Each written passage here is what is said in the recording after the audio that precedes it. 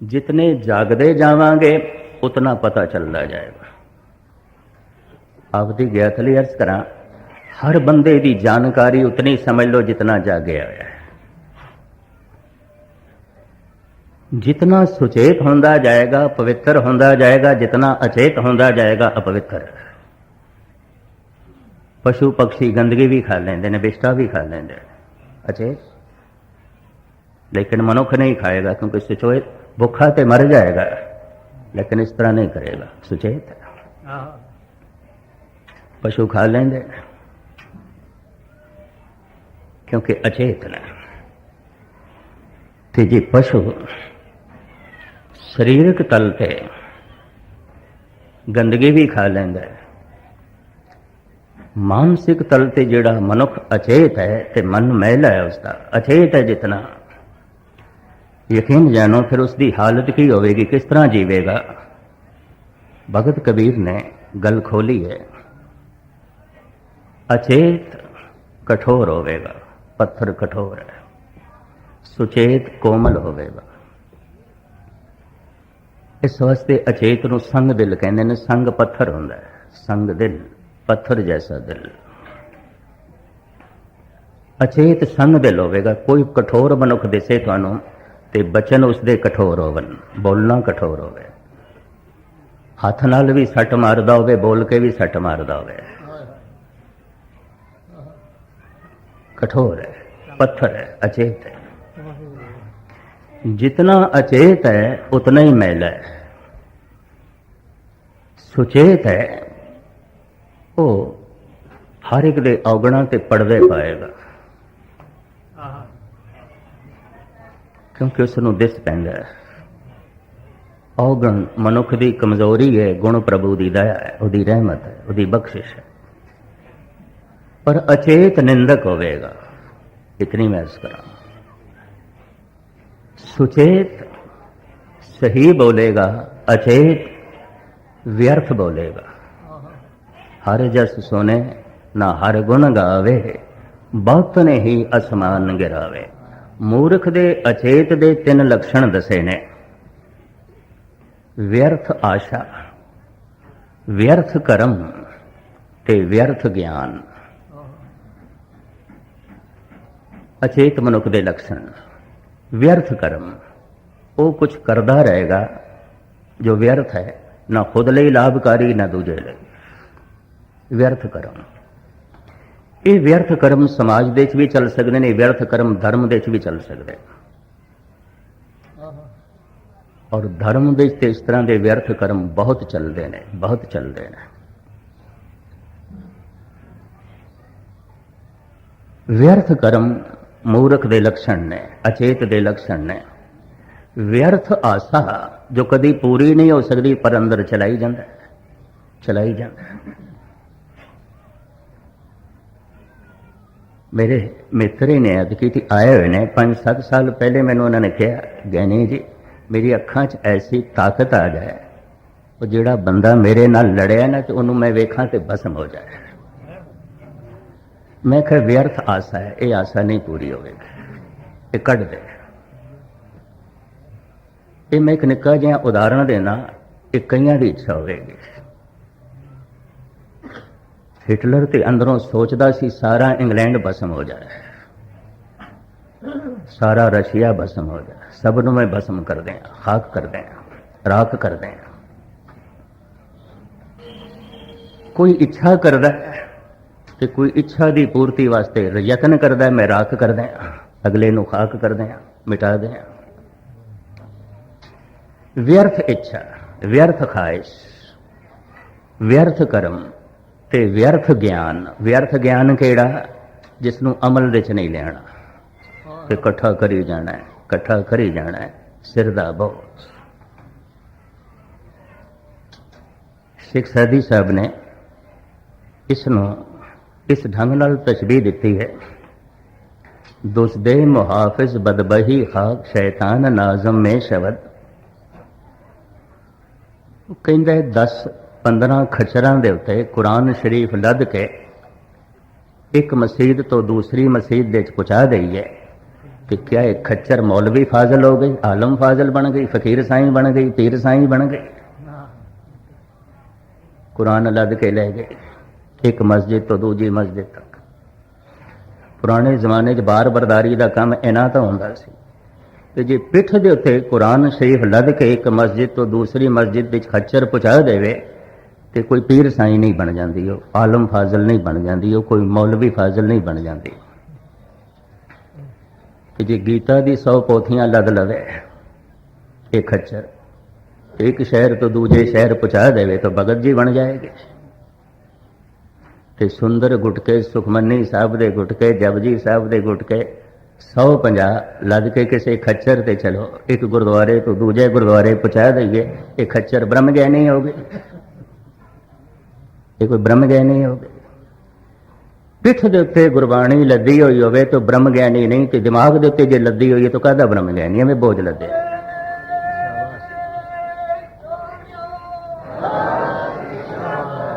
एक भार है खच्चर ने सिर ते चुके है, कोई दिमाग ते चुकी फिर। बड़ी बाणी याद है, पूरी गीता याद है, पूरी कुरान हिफज है, सारी सुखमनी साहब याद है, सारा जाप साहब याद है, अमल विच नहीं है। व्यर्थ आशा, व्यर्थ ज्ञान, व्यर्थ कर्म अचेत मनुख दे लक्षण ने। अचेत मैला होंदा है, सुचेत पावन होंदा है। अचेत मनुख की एक रूपे रेखा जो भगत कबीर ने चितरी है, हर जस सुने ना हर गुण गावे, बातन ही असमान गिरावे, ऐसे लोगन स्यों क्या कहिए, जो प्रभ किए भगत ते बाहज तिनते सदा डराने रहिए। शेख सैदी कहते हैं, हे अल्लाह, एक ते मैं तैथों डरदा, दूजा मैं उन्हां तो डरदा जिहड़े तैथों नहीं डरदे। पता नहीं की करदे हैं, पता नहीं की करदे। क्योंकि जिसनों ईश्वर का भय नहीं उसका हिरदा पवित्र नहीं हो सकता। कानून के भय नाल हिरदा पवित्र नहीं होता। तो जिथे जिथे बंदे नूं पता चल जाए हुण कानून की निगाह मेरे ते नहीं ने, अनर्थ करदा। ईश्वर का भय ही निर्मल कर सकता है, कानून का भय निर्मल नहीं करता।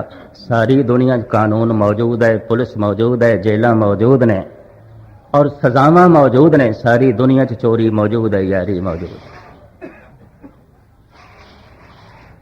पिछले साल दे एक बीबी कहने लगी, ज्ञानी जी मैं ऊपर लंगर छकने वास्ते गई हाँ, पौड़ियां मेरी जंजीरी किसी ने खिंच ली। इत्थे सत्संग दे भी इस तरह हो जाता। कानून का भय हर थां ते नहीं है, समाज का भय भी हर जगह ते नहीं है। ईश्वर ते व्यापक है। एक ईश्वर ही है जो हर जगह देखता है, कानून हर जगह नहीं देखता, नहीं देखता। समाज भी हर जगह नहीं देखता। ये भी मैं अर्ज करते हैं, हर जगह समाज कित्थे होवेगा ते हर जगह कानून कित्थे होवेगा, पर हर जगह प्रभु है। परमात्मा का भय ही निर्मल कर सकता है, कानून निर्मल नहीं कर सकता। सारी दुनिया च कानून मौजूद है, सारी दुनिया च कत्ल भी मौजूद है, चोरी भी मौजूद है, यारी भी मौजूद, इज्जत भी खतरे च, जान भी खतरे च, माल भी खतरे, सब जगह।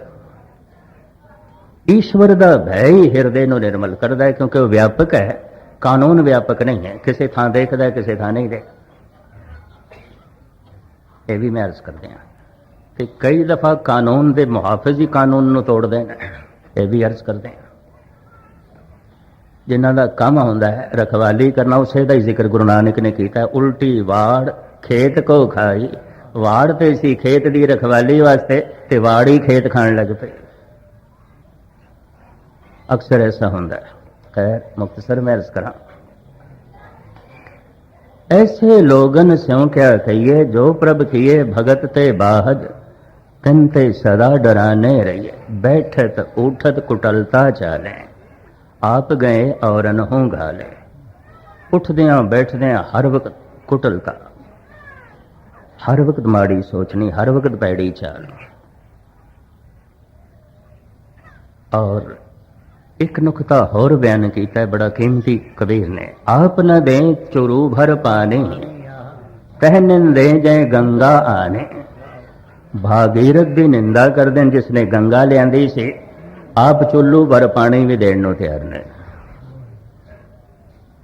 पर भागीरथ की निंदा करते हैं, उस भगत की निंदा करते हैं। आप न दें चुरू भर पानी, तै निंदे जय गंगा आनी। अवरन हस्त आप हैं काणे, तिनको देख कबीर ल जाने। मनुख हो के तो इतना अचेत, पशु की तरह।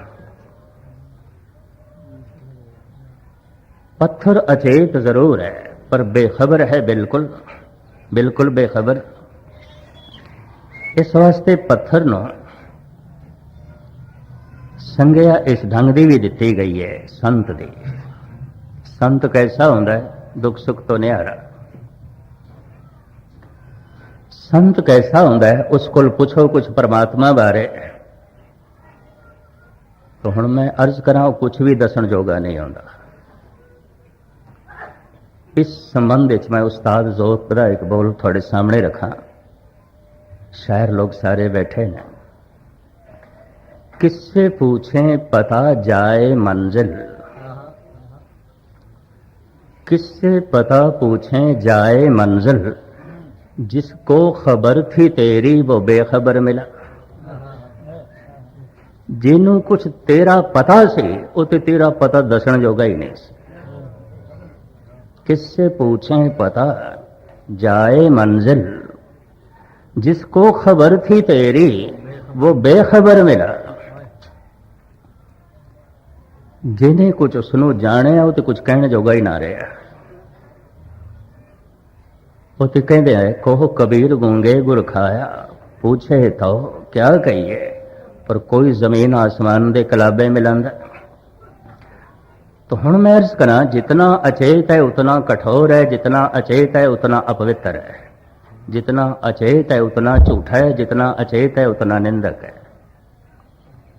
हर वक्त कठोरता, हर वक्त निंदा, हर वक्त चुगली, हर वक्त चोरी, हर वक्त झूठ, ये अचेत मनुख की पहचान है। जैसे पशु गंदगी खा लेंदे ने, इसका मन सारा दिन गंदगी खांदा है। गंदे विचार, गंदी सोचनी, गंदा चिंतन। पशु तन दे तल ते पशु है, मनुष्य तन दे तल ते ठीक हो गया, मन दे तल ते पशु है। करतूत पशु के मानस चा। तन तो इसने हुण बथेरा साफ सुथरा कर लिया, कपड़े भी साफ, मुंह मथा भी साफ, चिकना चुपड़ा, लेकिन मन मैले सब किछ मैला, तन धोते मन हच्छा ना हो। ते गजब की गल, जे मन की मैल चंगी लगती है तो गंदगी सूअर नूं चंगी लगती है। कौआ कहाँ कपूर चराए, कोई कपूर कौए दे मूँह दे थोड़ी होवेगा, गंदगी होवेगी। इल दे मूँह दे गंदगी होवेगी। मन दे हर वक्त गंदे विचार, गंदी सोचनी, गंदा चिंतन, ते मन ते पशु है, अचेत है। ये किस तरह सुचेत होवे? सुते नूं किस तरह जगांदे हैं? आवाज नाल। जितने असी जागे होया, बस इत्थों ही यात्रा शुरू होवेगी। परमात्मा की यात्रा कित्थों शुरू होवेगी? जिथे असी खड़े हैं। हर बंदा अलग अलग थां ते खड़ा है, इतनी मैं अर्ज करते हैं। आप इतने सारे बैठे हो, मनिया ही नहीं जा सकता कि सारे एक कोई जगह खड़े होंगे। कोई बहुत अगे होवेगा, कोई बहुत अगे होवेगा, कोई पछड़े होवेगा, कोई बहुत पछड़े होवेगा, एक जगह नहीं होवेगा। इस वास्ते सत्संग नूं एक विद्यालय कहते हैं, स्कूल कहते हैं। तो स्कूल दे पहली क्लास भी है, दूजी भी है, तीजी भी है, चौथी भी है, पंजवीं भी है। कई दफा कई सज्जन मिलते हैं, कहते ज्ञानी जी एक शब्द कुछ कहता है, दूजा शब्द कुछ कहता है, तीजा कुछ कहता है। तो मैं कई इस तरह ही आता है, पहली क्लास कोई होर पढ़ाया जा रहा है, दूजी होर पढ़ाया जा रहा है, तीजी होर पढ़ाया, तो क्लास इत्थे भी जैसे जैसे सुरत अगे बढ़ती है तो फिर होर कुछ अनुभव जागते हैं, उस तरह दी गल्लां चलदियां। सुते हुए नूं जगाण दा तरीका एक ही है, आवाज। आवाज तो केड़ी आवाज? मैं फिर अर्ज करा, पशुओं को आवाज है, अल्फाज नहीं। बनस्पति को आवाज भी कोई नहीं, आवाज नहीं है। इस वास्ते बनस्पति किसी नाल भी संबंध जोड़न दे असमर्थ है। संबंध जुड़ते ने बोल के। बहुत कीमती बोल। ता मर्द सुखन न गुफ्ता बाशद, ऐबो हुनर ने हुफ्ता बाशद। मनुख की बहुती अहमियत, खासियत या उसका घिनावना रूप बोल चाल तो ही प्रगट होता है। ता मर्द सुखन गुफ्ता बाशद, ऐबो हुनर ने हुफ्ता बाशद। कहते ने मनुख के हथ इतने गंदे नहीं, पैर इतने गंदे नहीं, बोल जितने गंदे ने। हैरान होना, गाल चार कढ़णगे, गल एक करनगे, बोल इतने गंदे। बहुत सारे मनुख हाथ ते साफ ने, पैर ते ठीक ने, बोल गंदे ने। ता मर्द सुखन ना गुफ्ता बाशद, ऐबो हुनर ने हुफ्ता बाशद। 90% मनुख बाहर प्रगट होता है अपने बोलों चों। बोलों विच निंदा है, बोलों विच कठोरता है, बोलों विच झूठ है, बोलों विच गालां ने। इस तो पता चलता है मनुख की है, ये मनुख की है। हमू मर्द बाशद शब्द सुख नवर, न शिकमे दिगर दरदहाने दिगर। धन गुरु गोबिंद सिंह जी महाराज कहते ने, ऐ औरंगजेब मर्द ते होई है कौन, जिसदे बोलन दे सुखन होवे, बोलना ठीक होवे। औरंगजेब दा बोलना बड़ा कठोर सी, सख्त बोलदा सी। उहदे बोलां दे बड़ी सख्ती सी। कठोर बोलना इंज है जिवें हिरदा अजे पत्थर है, तो पत्थर ते कठोर है। ये हिरदा अजे पत्थर है, ये मनुख की शकल है, पर जे पत्थर का सुभाव इसके कोल बहुत ज्यादा है तो प्रगट तो बोलां तो ही होगा। ता मर्दे सुखन ना गुफ्ता बाशद, ऐबो हुनर ने हुफ्ता बाशद। इन्हां बोलों को बदलना है। गुरु ने एक बोल दिता है जिन्हों गुरु मंत्र कह देंगे हैं। गुरु कहते लंबे चौड़े ज्ञान नो छड़, क्योंकि इतना ज्ञान तेरी पकड़ दे चावे इतना तू जागया होया नहीं है। यह भी मैं अर्ज करते हैं। ज्ञान दे बड़ार ने गुरु ग्रंथ साहब जी महाराज, पर इतना ज्ञान मनुख को नहीं है। लेकिन इतने ज्ञान की पात्रता मनुख रखता है, यह भी मैं अर्ज करते हैं। क्योंकि ये जागे होया दे बोलने। कल जागे नामा जयदेव, सतगुरां दी बाणी कहती है नामदेव जागे हुए ने, कबीर जागे आया है, त्रिलोचन जागे हुए ने, जगत सुता होया, संसार सुता होया। सुते तो मुराद अचेत, सुता होना इस तरह जिवें पत्थर अचेत। एक दफा मैं फिर दोहरावां, जितना अचेत मनुख होवेगा कठोर होवेगा, जितना अचेत होवेगा शूम होवेगा, जितना अचेत होवेगा दूजे का बुरा ही मंगेगा, जितना अचेत होवेगा उहदे बोलां च भी गंदगी होवेगी। ये अचेत मनुख की पहचान है, ये अचेत मनुख के लक्षण ने। सुचेत किवें होई है? कहंदे ने शरीरक तल ते कोई सुता होए तो दूजा भी जगा सकता है, पर मानसिक तल ते कोई सुता होए तो दूजा नहीं जगा सकता। सी आप ही जगाना है। आप कथे आप सुनने यार, ये वाहिगुरु वाहिगुरु दा जप वाहिगुरु नूं सुनाण वास्ते नहीं, अपने आप नूं जगाण वास्ते। तो जागांगे कितने? चलो 10% मन जागे होया तो इतना ही सुने। जबान जद बोले वाहिगुरु ते 10% मन जागे होए सुने। गुरबाणी तेज कहते एक दफा सुनदे भी पूरा जाग जाएगा, पूरा सुचेत हो जाएगा। एक चित जाए एक छिन ध्यायो, काल फास के बीच ना आयो। इसनों किधरे अत कथनी ना ले लेना कि गुरु गोबिंद सिंह जी कहते हैं एक दफा, जिसने एक दफा आख्या वाहिगुरु खेड बन गए। निर्वाण कीर्तन गाओ करते का, निमक सिमरत जित छूट है। निमक, निमक एक क्षण है, एक सैकंड है। ते मैं अर्ज करा सारे महामंत्र दुनिया दे जितने ना एक सैकंड दे पूरे हो जाते हैं। अल्लाहू एक सैकंड दे पूरा हो गया, ओम एक सैकंड दे पूरा हो जाता, राम एक सैकंड दे पूरा हो जाता, वाहिगुरु एक सैकंड दे पूरा हो। एक सैकंड एक दम है, एक दम एक सैकंड है। कि परमात्मा मिलेगा एकदम दे। खुलासा मैं बाद थोड़े सामने करांगा दूसरी हाजरी। एकदम दे खेड बन सकती है। फिर तुसी आखोगे फिर करोड़ दफा वाहिगुरु वाहिगुरु आखण की की लोड़ है, एक दफा ठीक। जबान वाहिगुरु आखे ते मन सुने, जितना जागया होया मन है ये सुने। करोड़ दफा वाहिगुरु वाहिगुरु इस वास्ते आखना है कि एक दफा वाहिगुरु कहने की जाच आ जाए, जाच आ जाए। वो एक दफा ही काफी है, वो करोड़ दफा आखण की लोड़ नहीं। ते करोड़ दफा दे वाहिगुरु वाहिगुरु आखदियां गल बनेगी भी कुछ नहीं, बनेगी जद भी वो एक दफा।